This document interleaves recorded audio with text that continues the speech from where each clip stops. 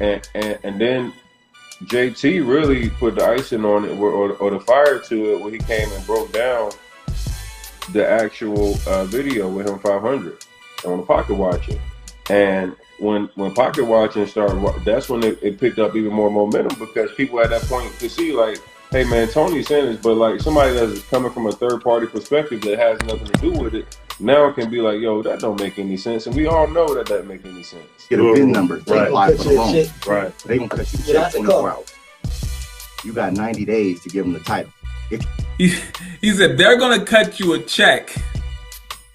They're gonna cut you a check in 24 hours after you give them this information. Okay. You don't give them the title, it turns into a personal loan. So they just legally gave you the loan. Right. A cargo. Say that again. Cargo. All right. Then he says, okay, after you get the loan, you got the money now. You don't buy the car. You keep the money. After, what did he say, 30 days, I think he said? Hold on, let me see. How long did he say here? Guru. Just get a VIN number to apply for the loan. Right. They gonna cut you the check 24 hours. You got 90 days. 90 days. If you don't. All right. So he say, you're not buying the car. Remember, you never wanted to buy a car. That was a complete lie. You were never going to buy the car. He's saying because after 90 days, you haven't supplied the credit union with the title, the bank is simply going to turn your auto loan to a non-collateral signature loan, and your rate goes up, I believe he says. Don't give them the title, it turns into a personal loan. So they just legally gave you the loan. Right. It ain't nothing illegal, it turns to a personal loan. But ain't no way in hell you gonna go to the bank and get a personal loan. So for everybody out there, ain't nothing illegal. Ain't nothing illegal. But the whole premise of this advice, this financial advice, is to lie to the bank. Be like prison food. He even admits, ain't no way in hell you were gonna get this loan without lying about the car. Just remember that. Remember that. Facts. Right. That we got to stop doing this shit where, because we like somebody, we can't see what's right versus what's wrong. Like, yeah, I think Him500 has done some good shit in the community. At the moment where he had, like, and I'll be clear, like, even with my personal issues that I had prior to that, I never came at and disrespected or said anything about him publicly, even though I did have those issues. And this is what people got to understand. They'll try to go and manipulate people by saying, well, Tony, you know, you called this man out. Well, I called him out on what the action was and what he told people on a national podcast. I did not call him out about Wallow and Gilly. I did not call him about $1 million worth of game. I didn't call him out about other issues that I had with him. I kept it specific to the actual issue itself. Like, that information is fraudulent and you will go to jail. Yep. That and that only. Now I became a hater, and you know, we got the family talk and all that other shit that got involved based off the fact that I said fact and fact only. Well, you got me. By all accounts, it doesn't make sense. Yeah, that's my issue, man. The comments that I get is crazy, and the ratio is way off. You know, I get, for every one troll, there's 20 people who give great, you know, feedback on the videos and whatnot. But the crazy thing is when they try to say I'm tearing another black man down. I never mentioned anything personal about anybody in the videos that I've made so far. I've only been uploading videos to YouTube for 7 months. And in that time, I take a video and I analyze what someone says or does in that video. I don't care what they do in the other parts of their life. They can be a great husband, father, best friend, fishing buddy. That means absolutely nothing in the context of what I'm reacting to in a video. I'm not saying they're horrible people. Even when it came to the video I did today about the podcast Payola, I didn't say boycott these platforms. Don't watch them no more. They're all scammers. The people. I said, now we have a greater degree of evidence that maybe we need to question how people get on these platforms. Because the man already admitted to the world that he paid $50K to get on this one particular podcast. So let me just tell you how this went, right? I met Him500, you know, through Tony, and we was just chopping it up, busting it up. And he just started, you know, explaining all the stuff he do.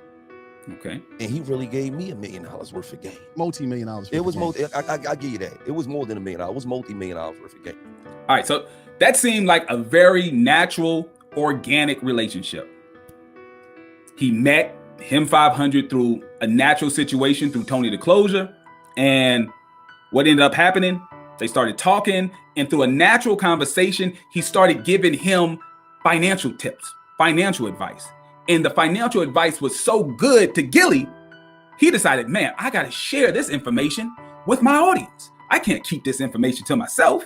The information is so great, it's going to be able to help my audience. So that's the impression that I got from what Gilly just said, right? That's what I got. Now, if I'm tripping, put it down in the comments. Let me know I'm tripping, correct me. But based on what I just heard, it seemed like it was a very natural situation. He's hanging out with his friends. Tony is one of his friends. And Tony introduces him to this guy, Him500. They start talking a very interesting financial conversation. He's dropping gems. And it got to the point where it's like, hey, man, you're dropping so much great information. I got to bring you on the show to share it. That's the impression that I got. But let's see how it's explained by Him500. Take it a step back. We went to do $1 million worth of game in February, right? Not February, December. I filmed $1 million worth of game in December, okay? Just that and the third. He called me and asked me if I want to be on $1 million worth of game. Let's clear it up. He asked me if I want to be on $1 million. I ain't asked him. I ain't call him ask no favor. He called me, asked me if I want to be on $1 million worth of game. Word to God. Josh told him no. He said it's 50,000. Josh said I'm cool. He told Alex it's 50,000. Alex said I'm cool. He told me I don't care. I'm like 50,000 million worth of game, run the play.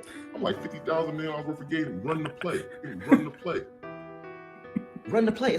Run it. It's get on a platform, right? Said it's 50,000. Then I paid for the full run. I paid to be on the show. I paid to be on the show. I paid to be on the show. I paid to be on the show.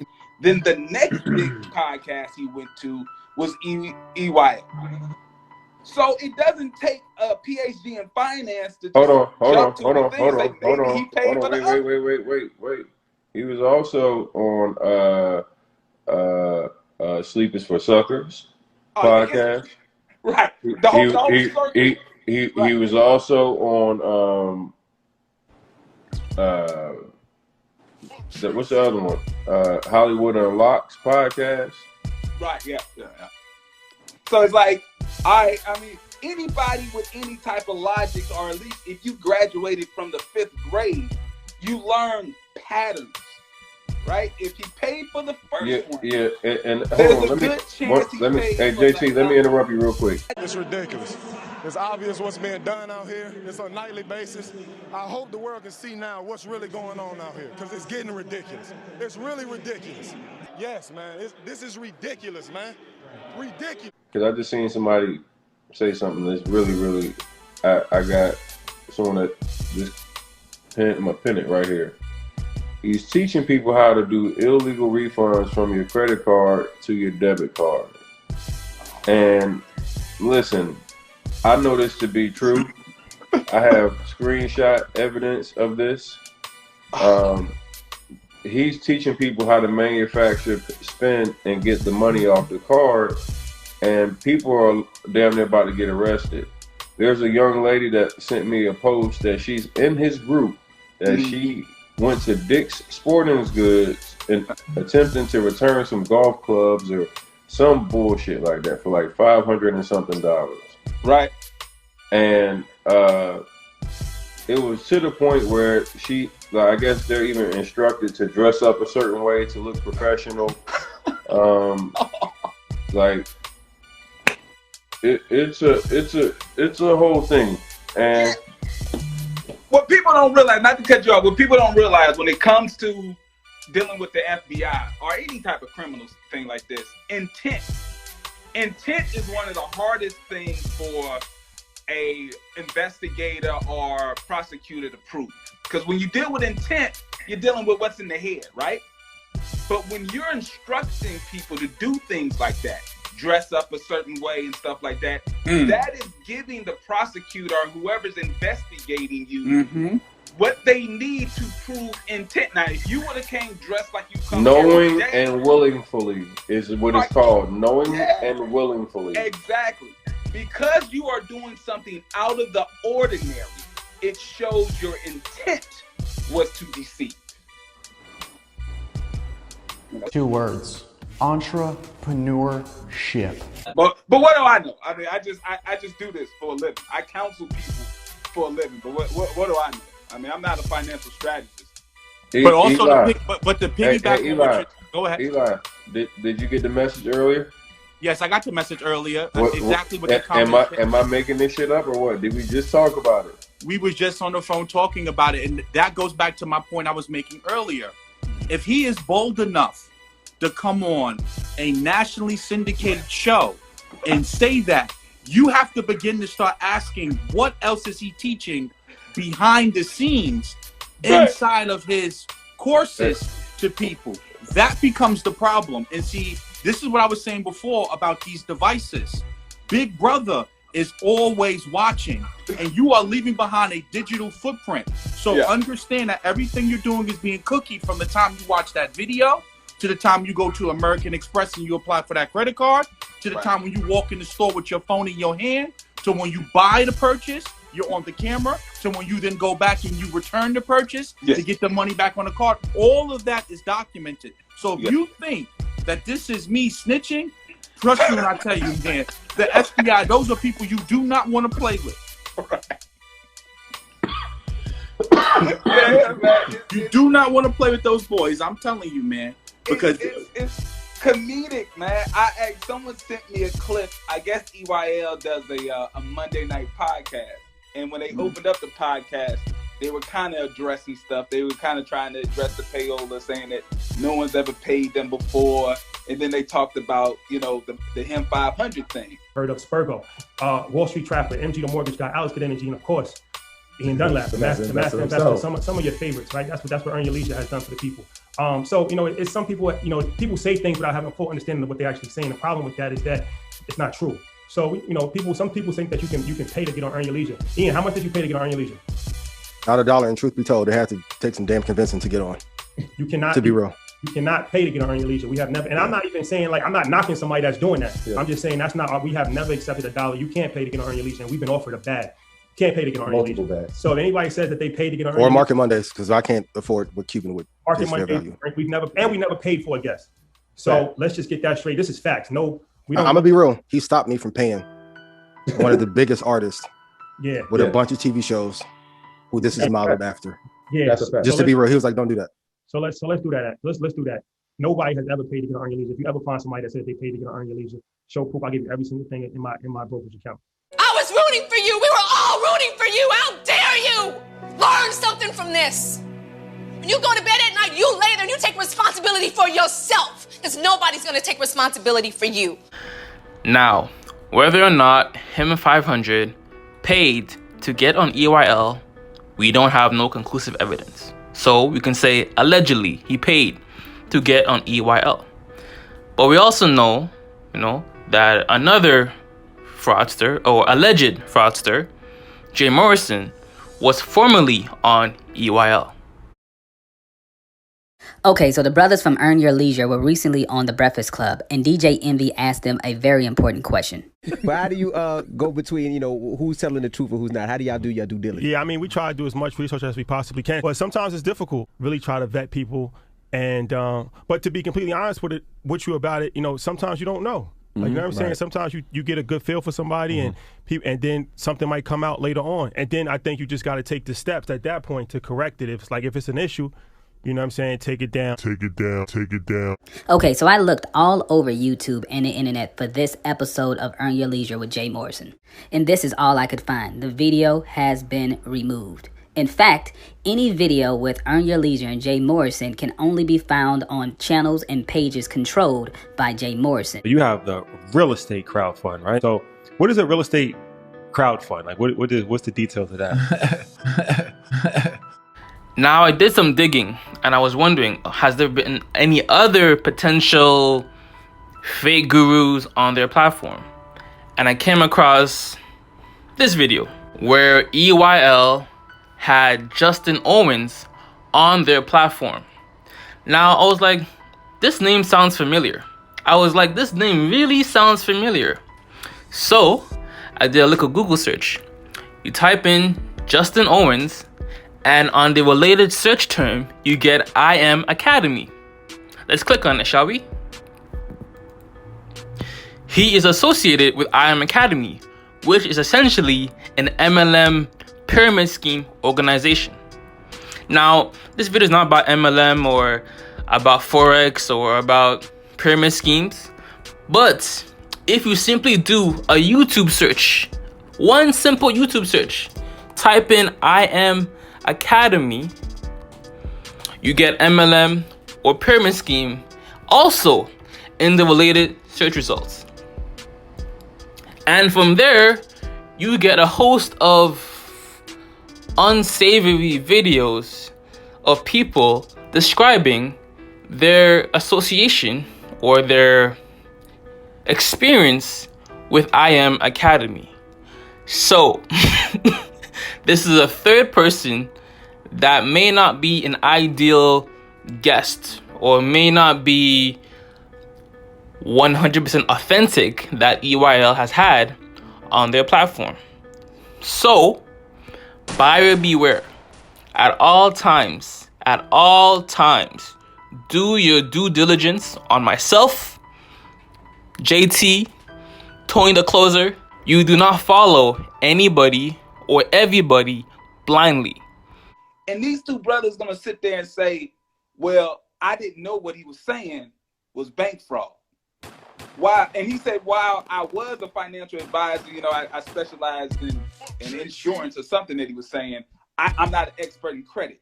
You do not have to be an expert in anything to know if you go to a bank on false pretenses to take something from the bank. You don't have to be a PhD in finance to know that that's a crime. He's sitting there and he's cheerleading it. He's saying this is the most dangerous man on the internet or whatever he was saying. He's cheerleading it.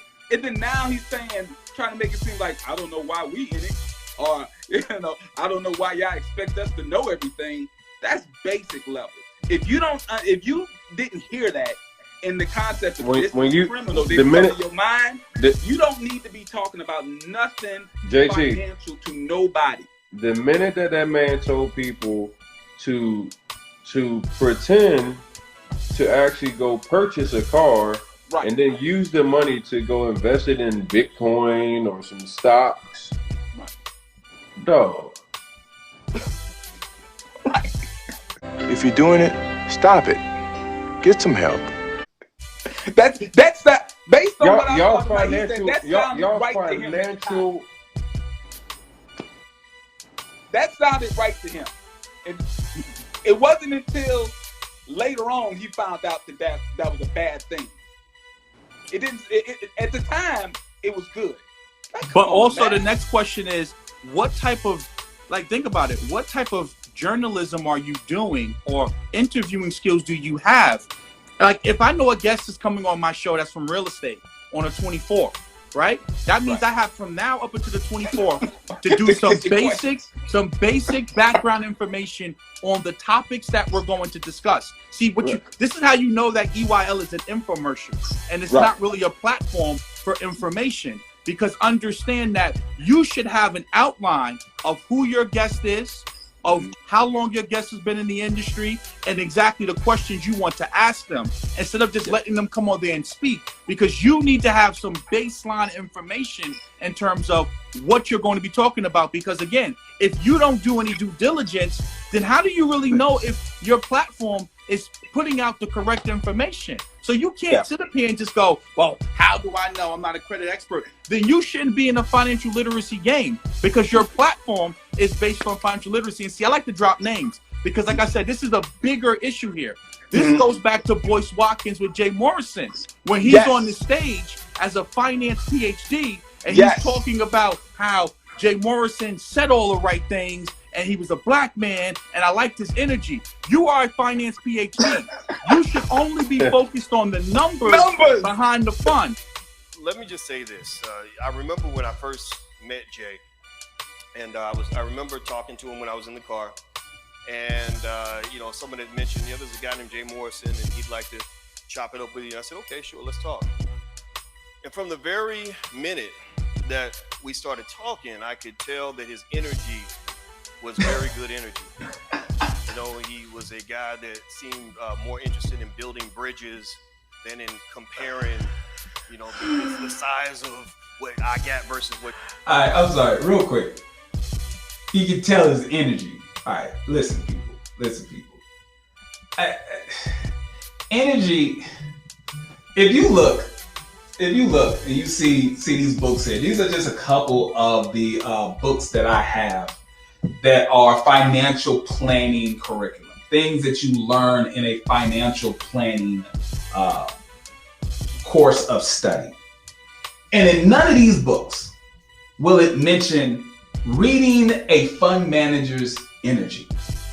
That's not a part of how a financial advisor is educated about reading people's energy. Now, what you are supposed to do when you are a financial advisor and you're trying to make a determination or evaluate the potential investment into a fund, you are supposed to look at the fund manager. You look at the fund manager's history. You look at what the fund manager has done within the industry and see, are they actually qualified to manage the funds of others? Have they done it before? Did they, play maybe a junior role at another hedge fund and now it's their opportunity to be the front man? What did they do? What made them really capable of managing someone else's money? Well, let me tell you something. Boyce didn't do a lot of homework when it came to Jay Morrison. He didn't do a whole lot of homework. But do you want to know who did do some homework? Apparently, the NFL Players Association. The NFL Players Association did some homework, and they put out an alert when it came to the Tulsa real estate fund. You should be focused on how much capital is invested in a fund. Have you ever managed a fund before? Have you ever worked at a hedge fund or a real estate fund of what type of size? These are the type of questions that I want to know from a person when we're talking business. Right. Who's your team? I mean, I wasn't aware that one person, it makes sense for one person to be the CEO, CFO, COO, and CTO. And the only history that he has is that he was a real estate agent on the East Coast. So if you can see right here on the screen, what I have is a alert that the NFL Players Association put out on this fund. His background says item number 2. So number 1, he was a drug dealer for a very long time in his past. Okay. Item number 2, Mr. Morrison's 2016 bankruptcy filing. Hold on. So you're telling me that Dr. Boyce Watkins, the PhD in finance, he read Jay's energy, and he didn't know that during the time he's reading Jay's energy and basically saying that he's going to be a good manager of other people's money, he wasn't aware that Jay Morrison filed for personal bankruptcy. I want to be clear. We're talking about Chapter 7 bankruptcy. We're not talking about a bankruptcy for a business that needs to reorganize their debts so that they can catch up on some back payments. We're talking about Chapter 7. I ain't got it. Leave me alone. I'm not paying y'all back. Bad credit for 7 years. Chapter 7 bankruptcy. He filed for Chapter 7 bankruptcy basically in the last month of 2016. So we're talking about December the 5th, 2016. So you can basically say 2017. The fund went public in 2018, 1 year later. So you're telling me, that, okay, this is a good investment. Who's going to be managing this fund? A guy who filed for bankruptcy a year ago. A guy who filed for personal bankruptcy a year ago is going to be managing my client's money. Let me think about that. And then his track record as an agent was horrible. But see, like I said before, when we want to ask these questions, we get labeled as being a hater. When these are just basic questions. I'm still curious though. Hold on, man. Hold on. But hold on though, man. Like, niggas love attacking my past every time I ask about like simple shit. Like, if I say, hey, did you tell these people this? It'd be like, nigga, did you hit your girl in 2017?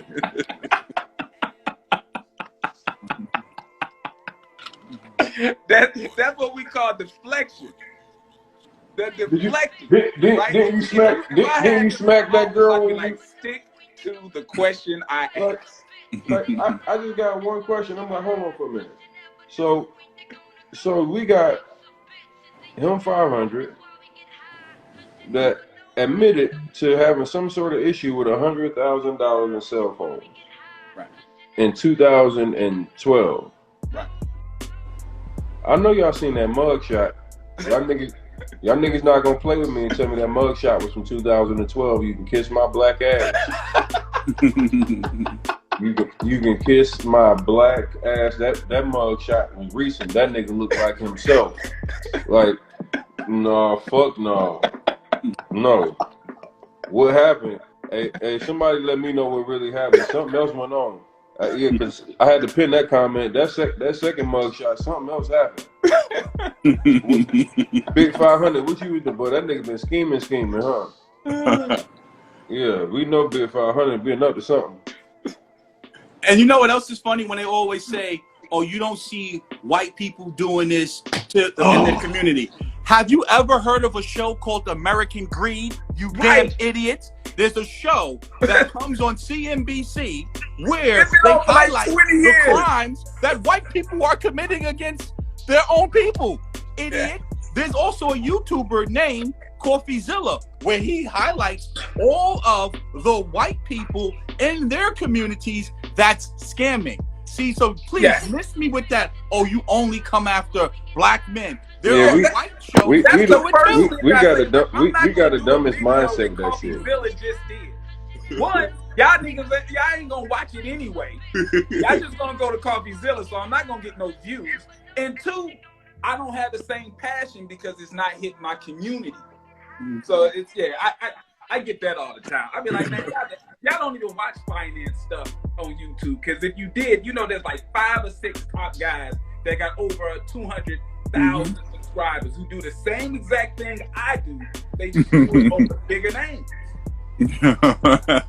They don't watch finance. But where I wanted to go, I wanted to piggyback off that, because that's exactly where I was going about what happens from here in terms of growth, in terms of what are we going to learn from here? What's going to improve from here? When you go back to the whole idea of the marketing that a lot of people are engaging in and how they're framing their products around the idea of rebuilding Black Wall Street, of closing the racial wealth gap, of somehow making it seem as if they have a solution to the systemic problems we have, that's extremely problematic, right? Because at the end of the day, when you look at Black Wall Street, right, that was a town that was being built by Black people. That was infrastructure being built by Black people. That was schools, hospitals, grocery stores, banks being built by Black people. That was bigger than you trying to sell a course and build an online community. You understand what I'm trying to say? Like this is much bigger than that. And that community was terrorized, right? And destroyed because of what was trying to be built here. So when you are going down there to do a photo op and to do a show and to try to, frame your marketing and your brand around an idea that you're rebuilding Black Wall Street, that's extremely problematic because you're just trying to line your pocket. Everyone, listen up. You didn't lose your money. Now, you have your... Technically, you kind of lost your money. Right? Hey, but when I said that, I was a hater. Because when they put that damn picture up, I saw that picture and I know them niggas in that group. I said, oh, hell no. I've been sitting in the cars with you niggas. I'm like, oh, hell no. I'm like, oh, hell no. I said, wait a minute. I said, oh, man, I seen that picture. I said, did these niggas just put this shit up here like that, bro? Like, I about lost my mind. I said, bro, I be sitting on calls with y'all niggas, man. Like, I know y'all not even on that type of time. Like, no way. No fucking way. But that was the problem with it was like, again, he commented on that yesterday and he tried to make it seem like you was like sneak dissing him because you have put that image up about them trying to use Black Wall Street. Now that's a real problem right here, right? Because we understand the racial wealth gap. And if you understand the economics and the data, you understand that this is a systemic problem. Your course is not fixing the water in Flint, Michigan. Your course is not going to fix mass incarceration, right? Your course is not going to fix, over 48% of our people reading at a 5th grade, level. Like, so we have structural problems because of what was done to us in this country, right? So understand that we have a political problem, a systemic problem. Don't try to then use your course and create this as a marketing gimmick or a tactic to sell courses. That's what becomes unethical. When you're bringing people on your show and you don't have the prerequisite knowledge or you don't have the skill to properly vet what they're saying, that's the problem. So guess what, EYL? If you're not a credit specialist and you don't have that in your acumen, then guess what you do? Don't bring them on the show, right? Because you owe it to the people who are watching your show to have some type of competency in terms of what you're, like you're competent in a particular topic. You can't just let a person come on your show and just talk.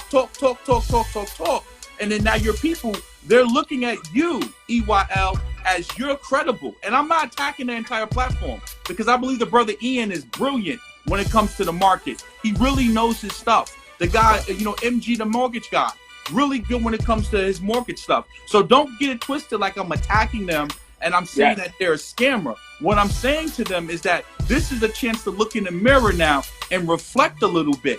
And guess what? If it takes you an extra week to bring that guest on to properly vet them, then that's what you need to do. Because as I said yesterday, and I'm going to keep saying it, what is the criteria for a guest to get on your platform, right? And this needs to be open because transparency is important. Because again, the Breakfast Club brought us Umar Johnson, brought us Brother Polite, brought us Malik Yoba, brought us Hillary Clinton, brought us all of these different political agendas and messages. Because now let's start thinking a little bit bigger. Let's go deeper here.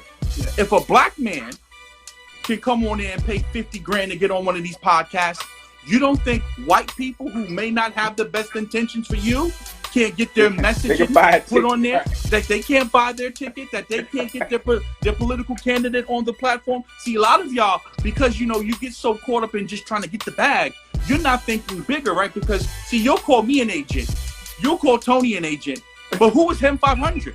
Why can't Him500 be the agent? Why can't he be the Trojan horse to get you jammed up? See, a lot of you claim to be three-dimensional thinkers, but you're really not. Because if you really was, you'll be saying to yourself, wait a minute, where did he come from? What makes him a credit strategist, right? How did he get here exactly? A lot of you, and then you let these people operate as an alias, a Brother Polite, or Umar Johnson. No, what's your real name? Where did you go to school at? If you are a doctor, where are your certificate? Like wires of $20,000, $50,000 and don't know this man's real name. Now I'm referring to Polite. Yes. But that's real. Yes. That's real. You got to know a person. I want their first name, last name, all that. Like, if we're doing business, let's do business. Treat me the same way that you're going to treat someone that you actually respect. And if you actually respect me, you're going to give me your real name. You're going to look me in the eye. You're going to shake hands. It's about accountability. Don't try to read a 30-second disclaimer in the beginning of your podcast, and that just lets you off the hook. You can bring on anybody. They can talk reckless, and you say, "Hey, man, I told you in the beginning of the podcast that, hey, do your own research, blah blah blah." But you're hyping them up and you're cheerleading when they're saying reckless stuff. Next week for the earnings. Disclaimer, please. Yeah, you want to get there ready? Oh, don't stop playing with me. Executive producer Rashad. Okay, like, yo, go ahead, man. All right, so before we go any further, man, we ain't even gonna get. Yeah, somebody said snow. Yeah, we know snow's in the background. We'll get to that later. All right, so do your own research. Our content is intended to be used and must be used for informational purposes only. It's very important to do your own analysis before making any investment based on your own personal circumstances. You should take independent financial advice from a professional in connection with, or independently research and verify any information that you find on our show and wish to rely upon, whether for the purpose of making an investment decision or otherwise. Please do your own homework. And we've been telling y'all the homework, and everybody keeps asking, what's the homework? If y'all listen, the homework has been given. He gives out assignments every week. So shout out to everybody doing their work and doing their own research. There's got to be balance, and the issue is, and I know some trolls always get on me. It's like, why you always got to talk about professionalism and being licensed? It's because when you're professional, you have a license. You actually have something hanging over your head to keep you in line. If I talk reckless, they can take my living from me. This is how I pay my bills. And also So that you have a track stay in record that I can verify when you have a license or a credential. Yeah, you can go straight to the government. You can see if I'm in good standing or bad standing. You can see any history of any shady activity, all that stuff. You can see. And if I get out of line, they can yank my living from me. You think I'm gonna risk that? Nah. But a person that doesn't have any responsibility, yeah, you can talk reckless to a million people and put them up on some game that's really bank fraud, and then just 2 weeks later say, "Oh, my bad." I can't do that. Yeah, while you If I sitting did there, that, I'm sitting in front of a panel of 3 people. but while you're sitting in jail, he just go, "My life. bad." Like you locked up, you sitting in jail, "My bad." You didn't secure the bag, "My bad." The play didn't work, "My bad." You can't do that in my world. Like, and Tony just said some real shit just now when he was talking about, how people are coming here for the gossip. But there's more happening here than gossip. We're giving you some solutions and we're giving you some resolutions going forward, not just for you, the viewer, but for the podcast holders, for the people who have these platforms. At the end of the day, you have a responsibility to the people that's viewing your platform to make sure that there's some type of criteria. And I get it. You may be an entrepreneur, because don't get it twisted. There are people who have licenses and credentials that are horrible at their job. So don't think I'm just saying that a credential is the only thing you need. Everything, but what you need to be able to show me is you need to be able to show me a track record in what you were doing. Me, the interviewer, I need to do some background research on the topic at hand, so that when you come on the show, I can ask you some questions, and now I can have, a timeline. Like when I look at Rashad sometimes on the show, he's just staring into space. Like he's just staring there. And it's, again, I'm not attacking him. I'm trying to give him some constructive criticism so that he can get better at his show. Like I said, the Market Mondays are phenomenal. The guy Ian Dunlap, he's beautiful in what he does. The guy MG, the mortgage guy, great at what he does. But then there are some other aspects of your platform that can improve. And definitely when you're bringing these people on, like it was a guy on there talking about cryptocurrency. What background does he have in technology and distributed ledger technology, right? Has he worked in the field? Can he show you a GitHub repository? Does he have a coding background? Is he a technology investor? Is he an angel investor? Like where did you come from, and what did you do in this particular space to be able to talk about this technology? Because understand, people are going to act on the information you're giving them, and they're going to come out of their pockets with dollars that they don't really have to lose. You have a fiduciary responsibility to the people that you're speaking to make sure that you're giving them sound information, right? You can't just sit up here and say, "Oh, I just want peace." Because guess what? You won't get peace if you're giving people fraudulent information that's bank fraud. Because like JT said in his video, when you are knowingly lying on an application, going to a bank and taking money, that is fraud. When you are putting that money through the banking system, now that is wire fraud. When you are then going to get car gurus or other people to conspire with you, where are you going to cash the check at, right? So now you're premeditated. That was like, where are you cashing this check in the name of the fake seller? What's going on? That's money. I mean, that's going to be wire fraud that leads you into money laundering. You're dealing with like 4 different charges. 4. but I'm a hater. I'm messing the game up. Sit up here and go. You're never going to see me do no back and forth, trying to pull up somebody's criminal record and then make accusations, and then come on here and talk about you tricking on men. You know what I'm saying? And like that, I'm going to sit up here and say, listen, my bad. I said something that was inaccurate. My fault, and move on. Because I was in the comments yesterday during the live, and I was asking him, what does any of this have to do with the fact that you gave out inaccurate information? What does his shoes, his watch, what does any of that have to do? And then you show one screenshot, but what about the conversation prior to that? Right?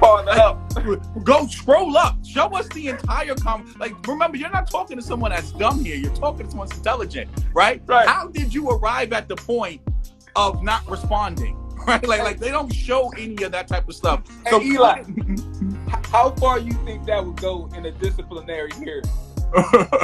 What? Not that far. Like people don't even know. Like this is real life stuff. When you have whatever profession, doctor, lawyer, whatever, investment advisor, when you have a disciplinary hearing, you can't pull up what the board did. You have to address whatever it is that you did or did not do. Provide the evidence, or if you got a panel of 3 or 4, whatever the panel is, and you got to eat whatever that end result is. Like they represent. The attorney that sent me the cease and desist letter, she's based in Atlanta, still ain't called me back yet. Still ain't called me back yet. Do you think that maybe they was trolling? No, I looked her up. She a real person. No, but I'm saying maybe she's not connected to EYL. Maybe it's just a person just trying to troll and get in. It would be really weird because I checked her credentials. She's got a little history. I've been on her IG page. If it is, I mean, it would be really weird. But I don't know. But it would be weird because this person got some history on IG. She did some interviews. Now, unless someone is impersonating her, and then they just set up. That's a lot of work, though. But being on YouTube for 7 months, I realized there's some weirdos out there who might put in that much work. It hit you like bad thing, looking like good girl. Told me you different, baby, no acting. Haven't you heard of karma? Haven't you heard at all? Bad thing, looking like centerfold. Told me you different, baby, no acting. Haven't you heard of karma? No jokes, I'm coming through for you. Been a while since I first knew you. You perfect, no need to change. Only thing that I wish is there was 2.